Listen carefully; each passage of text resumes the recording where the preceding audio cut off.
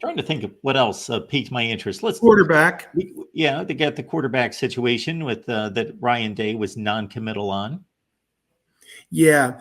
He was asked how he's going to handle the quarterback situation. He said on those first 4 days, fans who come will get to see all 5 quarterbacks, and they have enough bodies that they're able to run 2 fields at once, 11 on 11. So what you have is basically 2 platoons, 88 players all totaled, getting work on 44 on one field and 44 on another. 11 guys will play 11 guys for 5 or 6 plays, and then they'll sweep those guys out, and 11 other guys will play 11 other guys. So when you look at it in those numbers, you have 88 guys going 11 on 11, essentially, at the same time, and gets a lot of work in. They're going to rotate the 5 quarterbacks through those 2 fields for 4 days. And he said pretty much after those first 4 days, they're going to whittle it down to probably 3 guys who are going to get the lion's share of the work. And that's just kind of the way it has to be. In those middle 2 weeks, they're going to figure out in many regards what this pecking order is going to look like. I fully expect it's going to be just as we thought, or it seemed that it was in the spring, which is Will Howard, the transfer from Kansas State, will be number 1. Devin Brown will be number 2. And Julian Sayin, the true freshman, would be 2A or 3. And they're gonna battle it out, and they'll take all of that information, everything they saw, all the data that they have, put it in a blender, and between Chip Kelly and Brian Hartline, the co-coordinators, and Ryan Day, they'll come up with a decision on how the reps are going to be split. And people ask, well, when do you think they're going to make a pronouncement? In past years, he has usually done that about 2 weeks before the first game. The first game is on August 31st.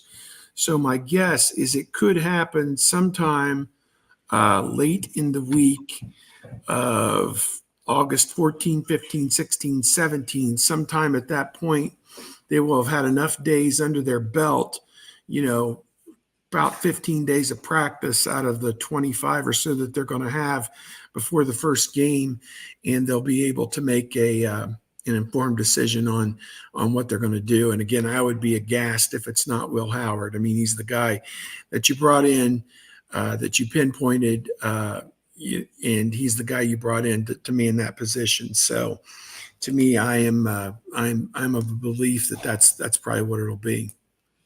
I had to chuckle a bit when Ryan Day, in talking about the wide receiver position, said that they really need to work out slots 5, 6, and 7.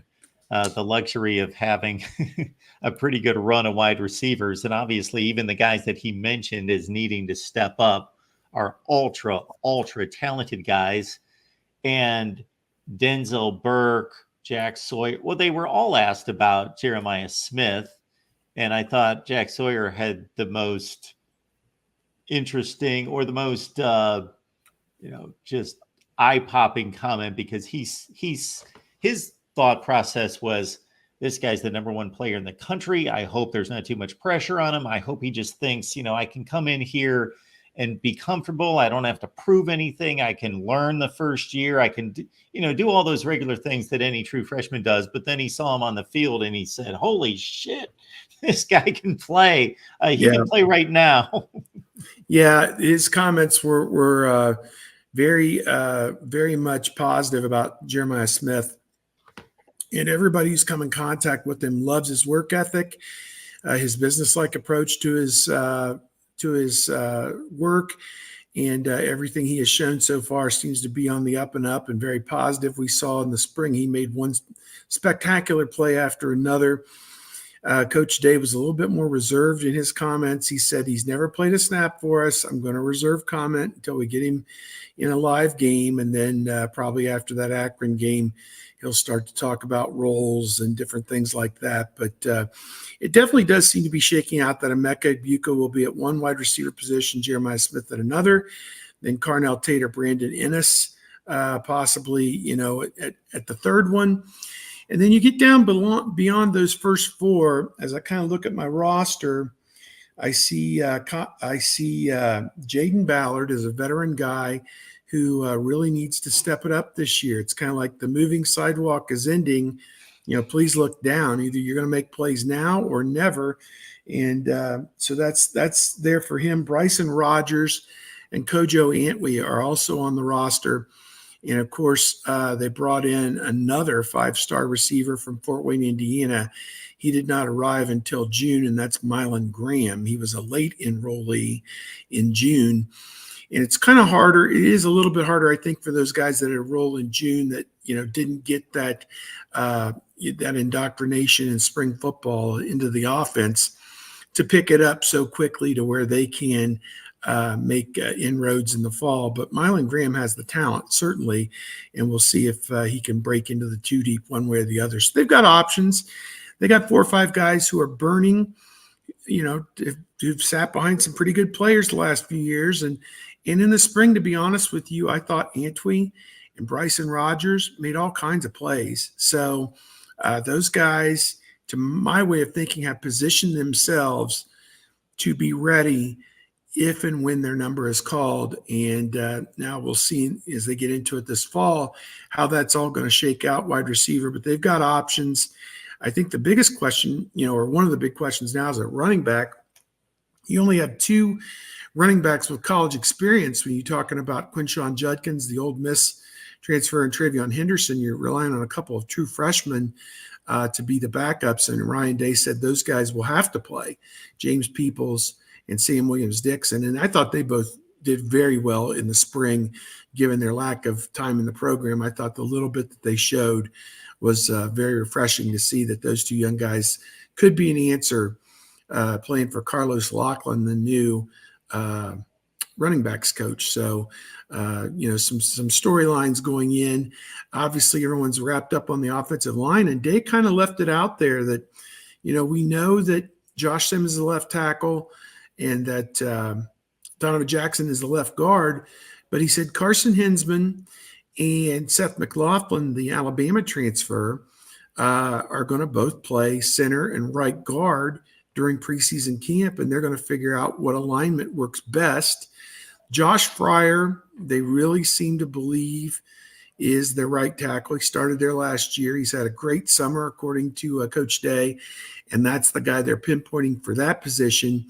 Tegra Shabola and Luke Montgomery also in the mix at right guard as well. So you got 4 candidates at right guard, 2 candidates at center, and let the games begin. It's kind of the fun of it. And as I said, for most of the preseason, probably until they whittle it down to 2 deep and scout team, that type of thing. And 2 deep is a nebulous thing. It's kind of a 2.5 deep. They'll have, 2 guys at some positions that they trust and 3 guys at some positions that they trust who will also play, and then scout team people beyond that. And until they get to that point, you're going to see a lot of combinations on the offensive line. So if you go to one of those first 4 practices and you see something that doesn't necessarily, why is a freshman on the same line with Josh Simmons? That doesn't really mean a whole lot in those first 4 days. They're not putting the first team line out there, especially since they're not wearing pads. They're snapping the ball, and the offensive linemen are taking a step and going like this. They're not driving off the ball to bury a defensive lineman because they're not wearing pads. So, it's more of get your footwork right. If this blocking scheme is called on the tape, they want to see that you took the 4 steps that you needed to take to execute that blocking scheme that was called on that particular play. And, that's because so then when the bullets are actually flying, what you're supposed to do and you can do it. So I hope that for anybody who's going or sees the tapes of the early practices, there'll be some things happen that you'll be like, he's on the first team now. Well, they're not really worried about that the first 4 days. They'll lock in on that after that.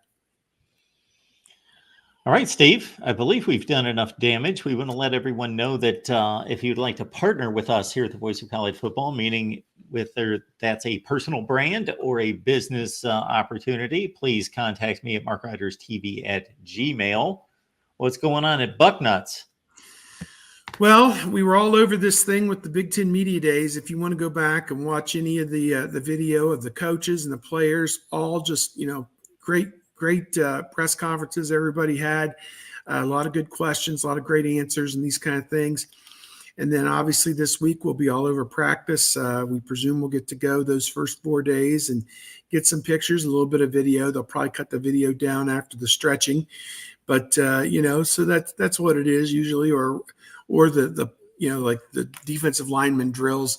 We get a videotape, a lot of drill work, no 11 on 11 typically. So that's I wonder how they're going to handle fans, because fans are probably going to pull their phones out and take their own videos and post a few here and there of, oh, Jeremiah Smith made a great catch, or Quinshon Judkins ripped off a great run, and it'll be all over social media, but we probably won't be able to post a lot of that that we shoot on our site. But at any rate, we'll be out there covering every development as best we can, and we'll have a lot more football content coming up here in the next few days with more of the interviews and everything. And again, we're counting the days down. I mean, we're down to 5 weeks to actual football at this point.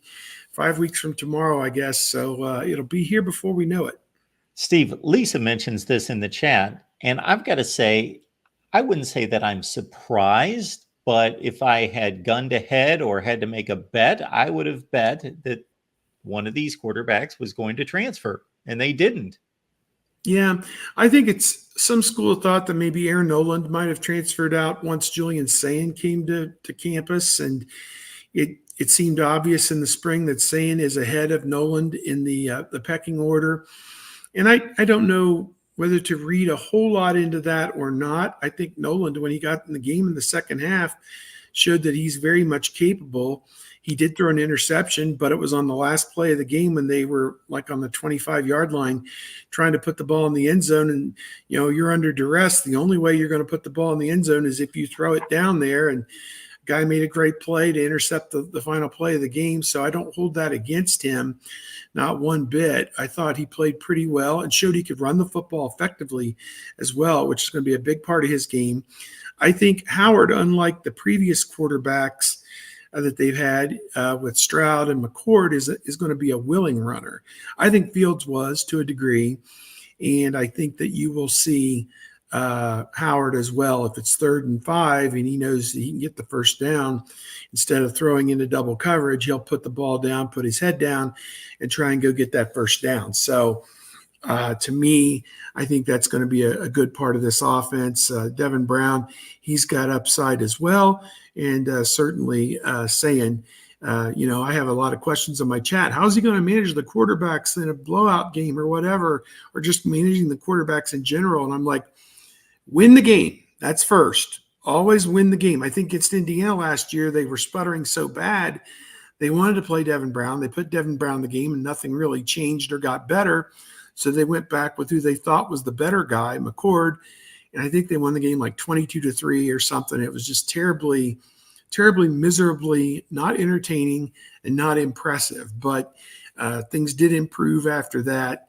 And I think their management of the quarterbacks, at times people have been upset that in the blowouts, they'll put the young guy in but won't let him throw passes. And, that's Coach Day's call. You don't want to be seen as rubbing it in, especially against a league opponent that will, hold that against you until the end of time. But at the same point, you do have to do what's best for your program and get those other guys ready to play. It was bad for Stroud that, the year that he backed up Fields, he never got to throw a forward pass. And that didn't work out very well for him, obviously, as he got into game action the first few games. Didn't play well at Minnesota, and they lost to Oregon, although he threw for 1,000,000 yards. But, it would have, his progression into that position might have been helped if he had been able to throw 30 passes the previous year. So I get where everybody comes from on that management of that. And we'll see, obviously, those first 4 games, chance to get those other guys in there and see what they can do. Nicholas in the chat, if you were comparing Kyle McCord and Will Howard from the standpoint of stylistically, then you have not watched either quarterback play. Well, I think McCord has a good arm. I think he'd be a good pocket passer if you protect him. maybe he locks on to one receiver too much. I thought he tried to force the ball into Marvin, but again, worst offensive line play that they've had in the modern era, and I can't even. I'd have to go back and look, when it was even any worse. And I think not having a Mecca Buka really, really hurt McCord and the passing offense in the second half of the season. So, he tried to play, but he wasn't 100%. And I think that teams were able to key on Harrison. I wouldn't say eliminate him, but curtail a little bit of his productivity down the stretch. And obviously he didn't play in the bowl game.